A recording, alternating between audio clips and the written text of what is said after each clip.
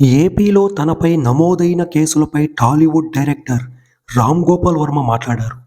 ఏడాది క్రితం తాను పెట్టిన పోస్టుపై ఎవరి మనోభావాలు దెబ్బతిన్నాయని కేసులు పెట్టడం ఏంటో నాకు అర్థం కావడం లేదన్నారు. ఒక ఏడాదిలో నేను వందల పోస్టులు పెడతానని, కానీ అవన్నీ నాకు గుర్తుండవని ఆర్జీవి తెలిపారు.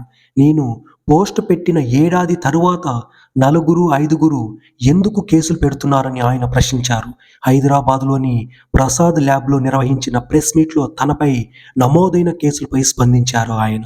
గత నెల 25న విచారణకు రావాలని పోలీసులు నోటీసులు పంపించారని ఆర్జీవి వెల్లడించారు. ఆ తరువాత నేను పోలీసులకు మెసేజ్ పెట్టానని, కానీ వాళ్ళు కొందరు మీడియాలతో కలిసి వచ్చారని తెలిపారు. దానికి ఆ మీడియా సంస్థలు ఏవేవో కథనాలు రాశాయని ఆర్జీవి అన్నారు. సోషల్ మీడియా కంటే ముందుగా మెయిన్ స్ట్రీమ్ మీడియా నన్ను టార్గెట్ చేసి పోస్టులు పెడుతున్నారని పేర్కొన్నారు. సోషల్ మీడియాలో ఎవరెవరో ఏవేవో రాస్తారని, నేను టీవీ ఛానల్కి ఇంటర్వ్యూ ఇస్తుంటే పారిపోయాడంటూ ప్రచారం చేశారని రామ్ గోపాల్ వర్మ వెల్లడించారు.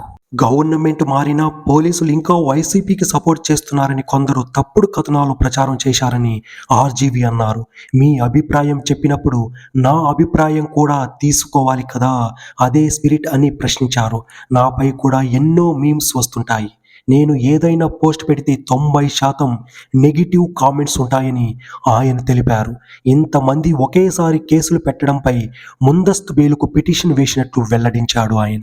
అయితే నేను వ్యూహం రిలీజ్ టైంలో పొలిటికల్ సినిమా తీయనని చెప్పానని, ఆ మూవీ విషయంలో సెన్సార్ వాళ్ళతో ఇబ్బంది పడి ఇక చేయనని చెప్పినట్లు ఆర్జీవి క్లారిటీ ఇచ్చారు.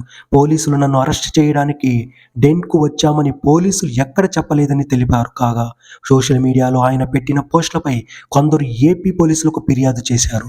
దీంతో ఇప్పటికే ఆ కేసులను క్వాష్ చేయాలంటూ ఆర్జీవి పిటిషన్ వేశారు. దీనిపై విచారణ చేపట్టిన న్యాయస్థానం తదుపరి విచారణ వచ్చే వారానికి వాయిదా వేసింది.